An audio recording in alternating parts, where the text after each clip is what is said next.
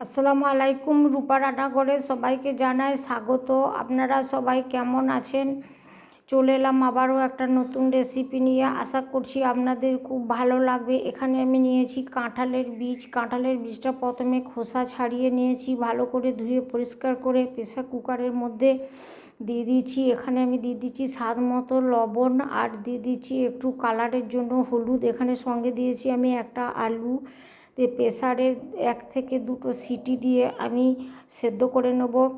সেদ্ধ করা হয়ে গেছে, এবার একটা প্লেটের মধ্যে তুলে নিচ্ছি। এটা গরম অবস্থায় মাখতে হবে, তাহলে এই রেসিপিটা খুব ভালো হবে, নরম তুলতুলে থাকবে, সফট হবে। এবার খুবই গরম, হাত দেওয়া যাচ্ছে না, একটা চামচের মধ্যে দিয়ে সাহায্যে ভেঙে নিলাম। এর মধ্যে দিচ্ছি স্বাদ মতো নুন, দিয়ে দিচ্ছি সামান্য একটু হলুদ, দিয়ে দিচ্ছি লঙ্কার গুঁড়ো, আর এখানে দিয়ে দিচ্ছি ম্যাগি মশলা, আর দিয়ে দিচ্ছি স্বাদ মতো চিনি, দিচ্ছি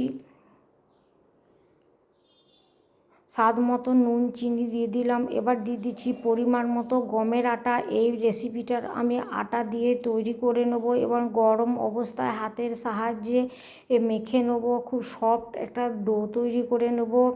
এই পরোটাটা খেতে এতই ভালো, অবশ্যই একবার ট্রাই করবেন। আর ভালো লাগলে লাইক, শেয়ার আর সাবস্ক্রাইব করে আমার পাশে থাকার অনুরোধ রইল।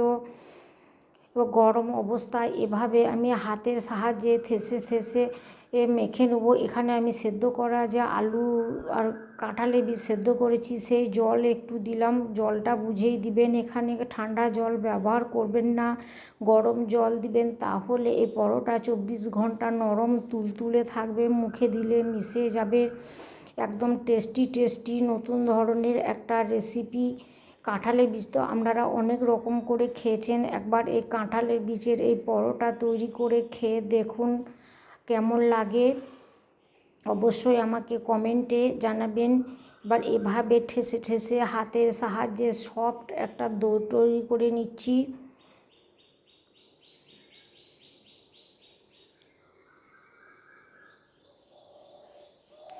আমি এখানে আমার পরিমাণ মতো, এখানে আমি 250 গ্রাম মতো কাঁঠালের বীজ নিয়েছি, আর একটাই আলু ব্যবহার করেছি। আপনারা চাইলে কাঁঠালের বীজটা পরিমাণটা বাড়িয়ে নেবেন, আটার পরিমাণটাও বাড়িয়ে নেবেন।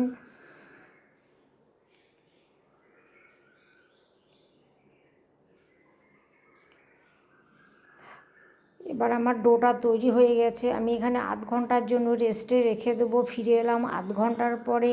এবার আটাটা আমার ডোটা আমার সেট হয়ে গেছে, নরম তুলতুলে হয়ে গেছে দেখুন। এবার আমি পরোটা আকারের লেচি কেটে নিচ্ছি।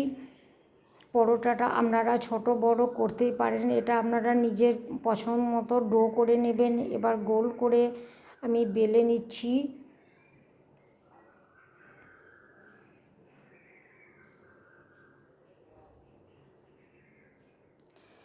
ওপরে আমি লাগিয়ে দিচ্ছি তেল, এখানে আপনারা ঘিও লাগাতে পারেন। এখানে আমি সর্ষের তেলটা ভেতরে দিচ্ছি। এবার চাকুর সাহায্যে একদিকটা কেটে নিয়ে আমি গোল শেপে গড়ে নিচ্ছি। পরোটাটা আপনারা আপনাদের শেপে পছন্দ মতো করে নিতে পারেন। এখানে আমি একটা গোল আকারে করে নিলাম।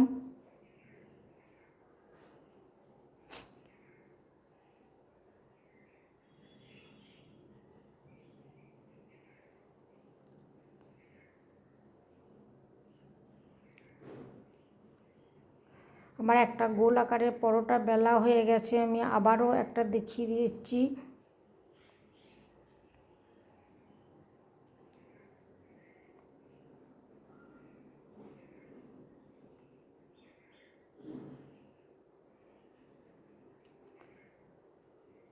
উপরে তেল লাগিয়ে নিচ্ছি। এভাবে আমি 3 কোণা নিমকি শেপে পরোটাটাকে গড়ে নিচ্ছি। এখানে আপনারা আপনাদের পছন্দ শেপে পরোটাটা গড়ে নিতে পারেন।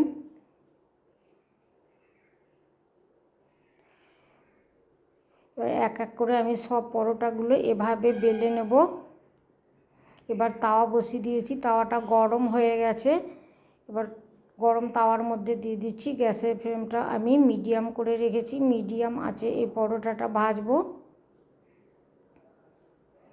উল্টে পাল্টে লাল লাল করে এপিট উপিট 2 পিঠই সেঁকে নিচ্ছি।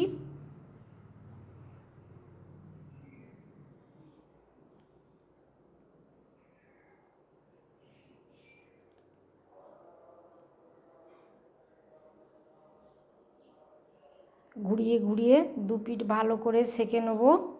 এবার দিয়ে দিচ্ছি গাওয়া ঘি। এই পরোটাটা আমি গাওয়া ঘিয়ে করব টেস্টটা আরও বাড়ানোর জন্য। অবশ্যই আপনাদের ঘরে যদি হাতের কাছে গাওয়া ঘি থাকে তাহলে গাওয়া ঘিটা দিয়ে এই পরোটাটা ভাজার চেষ্টা করবেন, এত টেস্ট হবে। একটা পরোটা আমার ভাজা হয়ে গেল, সেম আমি আবার আরও একটা দেখিয়ে দিচ্ছি। একইভাবে ঘুরিয়ে ঘুরিয়ে আমি সব পরোটাগুলো এভাবে সেঁকে নিচ্ছি।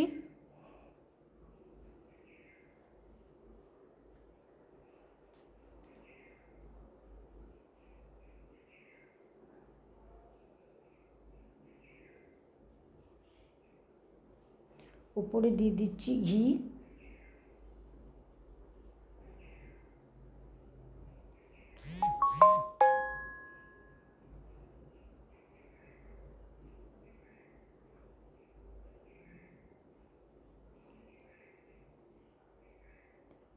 এবার দ্বিতীয় পরোটাটাও আমার সেঁকা হয়ে গেছে। এভাবে সব পরোটাগুলো সেঁকে নেব। এবার পরিবেশনের পালা। দেখুন কত সুন্দর একটা কালার হয়েছে, দেখতে যতটা লোভনীয়, খেতে তো অসম্ভব মজা। ভেতরে কাঁঠালের বীজগুলো দেখুন একদম আটার সঙ্গে মিশে গেছে। এখানে আমি রসগোল্লা, মিষ্টি বা আপনারা যে কোনো আইটেম দিয়ে এই পরোটাটা পরিবেশন করতে পারেন। মিষ্টি দিয়ে ভালো লাগবে, সঙ্গে যদি টক দই রাখেন সেটাও ভালো লাগবে। অবশ্যই ট্রাই করুন।